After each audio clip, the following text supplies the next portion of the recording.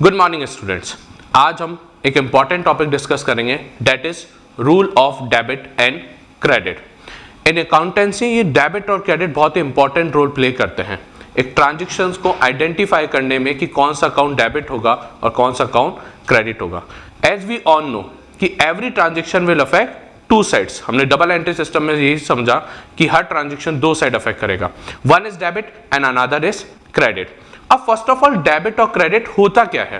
Debit और credit को कोई स्पेसिफाइड डेफिनेशन नहीं है, ये एक टर्मिनोलॉजी है जो हम अकाउंट्स में यूज करते हैं। अकाउंट्स के अंदर दो पार्ट होता है और एक पार्ट डेबिट होता है and another part is credit. अब ट्रांजैक्शन कौन सा डेबिट होगा कौन सा क्रेडिट होगा, इसके लिए हमने रूल बनाए और इसकी जो फर्स्ट अप्रोच है that is traditional approach. In traditional approach accounts are classified into three parts: personal account, real account and nominal account. तो फर्स्ट हम डिस्कस करेंगे classification of accounts, personal account and in personal account. In personal account is further classified into two parts, that is real account and nominal account. अब इसमें identify करना क्या है, कैसे transaction कि कौन सा ट्रांजैक्शन किस में आएगा, ये हमें कैसे पता चलेगा। तो यस स्टूडेंट्स, सबसे पहले हम डिस्कस करते हैं पर्सनल अकाउंट में। Personal account is related to the name of the individual, name of the organisation, name of the firm और ग्रुप रिप्रेजेंटेटिव्स। ओके, और ग्रुप रिप्रेजेंटेटिव। अगर किसी पर्सन का नाम आता है, किसी ऑर्गेनाइजेशन का नाम आता है या किसी ग्रुप को रिप्रेजेंट करते हैं तो वो सारे ट्रांजैक्शन किस अकाउंट में आएंगे? Personal account. सर ऐसे कौन से हो सकते हैं? Goods purchase from Rohan. अब यहाँ पे जब हम गुड्स परचेज कर रहे हैं, यहाँ पे एक नाम आया रोहन, तो रोहन एक इंडिविजुअल पर्सन है, तो रोहन कौन सा अकाउंट में फॉल करेगा? पर्सनल अकाउंट में। ओके, हमने बहुत सारी कंपनीज का नाम सुना है, Reliance industries, Tata steel, okay, Tata consumer.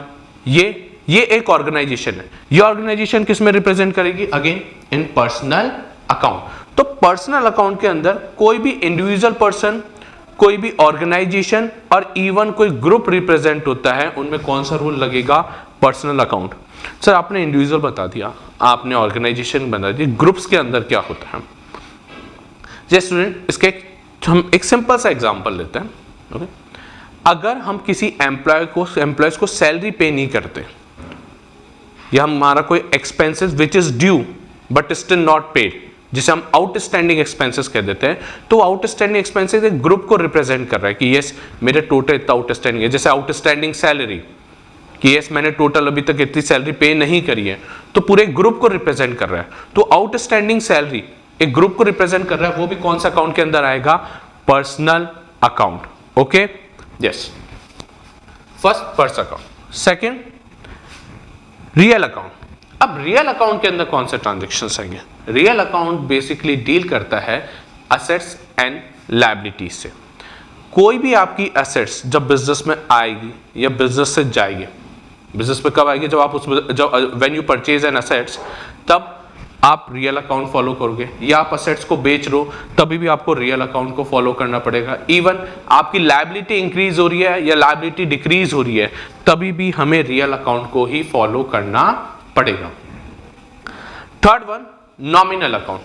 Nominal account deal with the expenses and income. Expenses and income, अगर कोई एक्सपेंस है और कोई इनकम है तो वो हम किस अकाउंट से डील करेंगे? Nominal account. सर कैसे? रेंट मेरे लिए एक्सपेंसेस है। अब मैंने जब रेंट पे कर रहा हूं तो for my organisation rent is a expenses. तो जो रेंट है वो कौन सा अकाउंट में फॉल करेगा? नॉमिनल अकाउंट में। रेंट पेड, अब मैंने पे किया, कैश आया, कैश क्या है मेरे लिए? असेट्स। कैश कौन सा अकाउंट में फॉल करेगा? रियल अकाउंट के अंदर। तो अगर कोई इनकम है और एक्सपेंसेस है तो उसके लिए हमें कौन सा अकाउंट फॉलो करना है? Nominal account. बट कोई असेट्स और लायबिलिटी है तो उसके लिए कौन सा अकाउंट फॉलो करना है? Real account. और अगर किसी पर्सन का नाम है, ऑर्गेनाइजेशन का नाम है या कोई ग्रुप रिप्रेजेंट हो रहा है तो हमें उसके लिए कौन सा अकाउंट फॉलो करना है? Personal account. ओके, तो ये तो थे कि कोई ट्रांजैक्शन आए तो हमें कौन सा अकाउंट फॉलो करना है। अब इन पर्टिकुलरली हर एक अकाउंट के कुछ रूल्स हैं। अब वो रूल क्या है हम सबसे पहले वो पढ़ते हैं। यस, अब इनके रूल्स क्या हैं, 3 अकाउंट के क्या रूल है। First, personal account. Personal account में debit is the receiver and credit is the giver. Debit is the receiver, credit is the giver. जैसे अभी हमने एग्जांपल डिस्कस किया था, गुड्स परचेज फ्रॉम रोहन। हमने गुड्स किससे परचेज किए, रोहन से।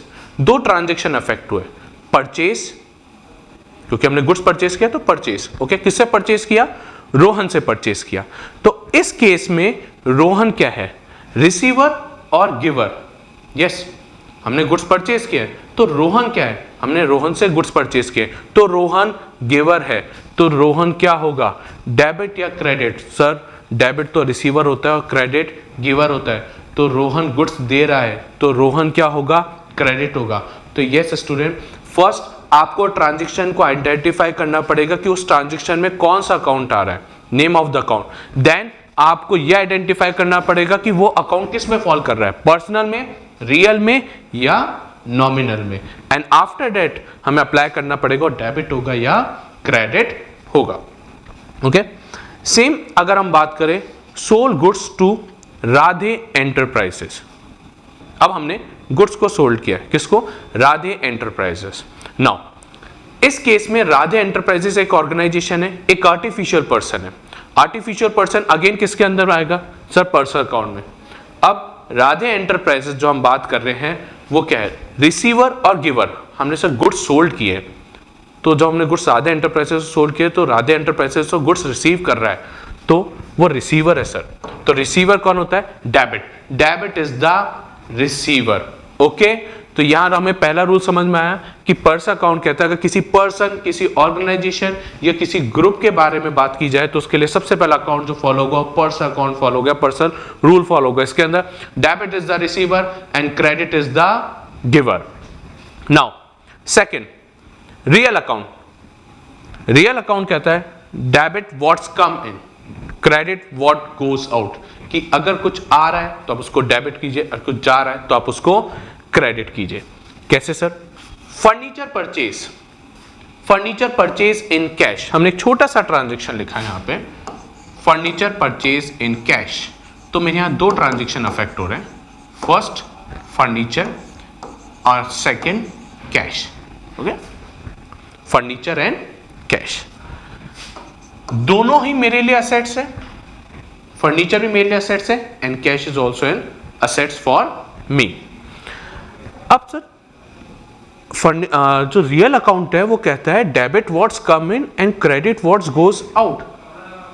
डेबिट व्हाट्स कम इन का, जब हमने फर्नीचर परचेज किया तो फर्नीचर हमारे पास आ रहा है, ओके, और जब हमने फर्नीचर परचेज किया तो हमने कैश में पेमेंट किया और कैश हमारे पास से जा रहा है। तो यहां पे फर्नीचर को मैं क्या करूं, सर फर्नीचर आ रहा है, व्हाट्स कम इन, तो फर्नीचर तो क्या होगा, डेबिट। कैश जा रहा है हमारे पास से, व्हाट गोज आउट, कैश क्या होगा, क्रेडिट। ओके, एक छोटा सा एग्जांपल और लेते हैं, machinery purchase.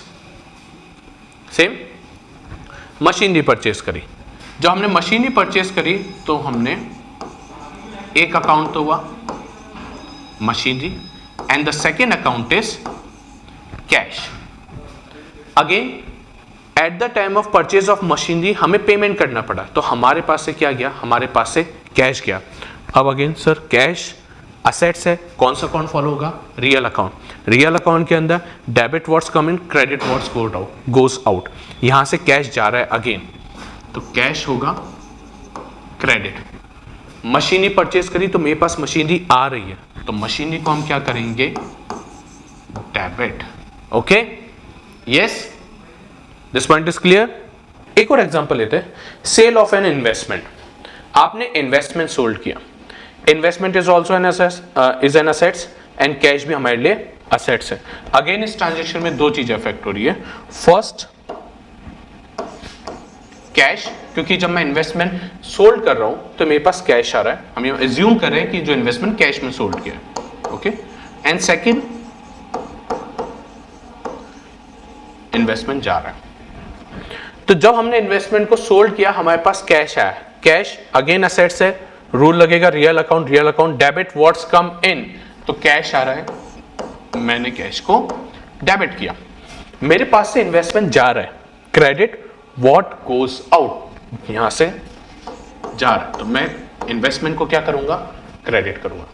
Okay, third is nominal account. Nominal account deal with the expenses and income, and as per this rule debit all expenses and losses, credit all income and profit।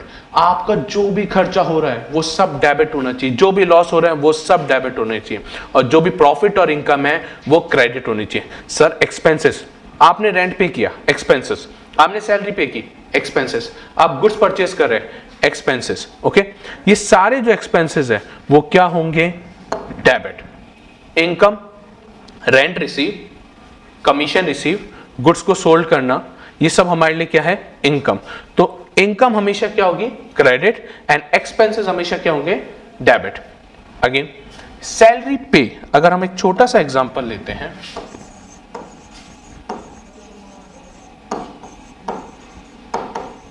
Salary paid, in that transaction दो account affect हो रहे हैं, first salary and another is cash, first salary and another is cash। Salary कौन सा account में follow करिए, personal नहीं, या किसी पर्सन का नाम नहीं है, रियल नहीं, नॉमिनल यस, सैलरी हमारे एक्सपेंसेस है तो कौन सा अकाउंट में फॉलो कर रही है, nominal, and as per nominal rule debit all expenses, तो मैं सैलरी को क्या करूंगा, debit. Next account is cash, क्या पर्सनल में फॉल होगा, नो, क्या रियल में फॉल होगा, yes, because it is an assets. अब what's come in what's goes out, cash आ रहा है या कैश जा रहा है, सर कैश जा रहा है, क्या होगा, क्रेडिट। Okay, yes. एक और छोटा सा एक और एग्जांपल लेता हूं, rent receive, in that transaction जब हमने रेंट रिसीव किया तो एक तो हमारे पास कैश आया और इनकम हुई। इनकम किस फॉर्म में हुई, रेंट की फॉर्म में। इनकम किस फॉर्म में हुई कि हमने कोई प्रीमाइसेस किसी को दे रखा था, उसने हमें रेंट पे किया है, तो इनकम जो हमें receive in the form of rent. Cash कौन सा अकाउंट में फॉल करेगा, सर रियल आ रहा है, यस सर कैश आ रहा है, कैश आ रहा है तो debit what's come in, rent, rent income है, कौन सा अकाउंट में फॉल करेगी, सर नॉमिनल अकाउंट में, डेबिट और credit, sir credit, because all income and profit are credit. Okay, तो यस स्टूडेंट, ऐसे हमें हर ट्रांजैक्शन को आइडेंटिफाई करना पड़ेगा कि उस ट्रांजैक्शन के अंदर कितने अकाउंट अफेक्ट हो रहे हैं।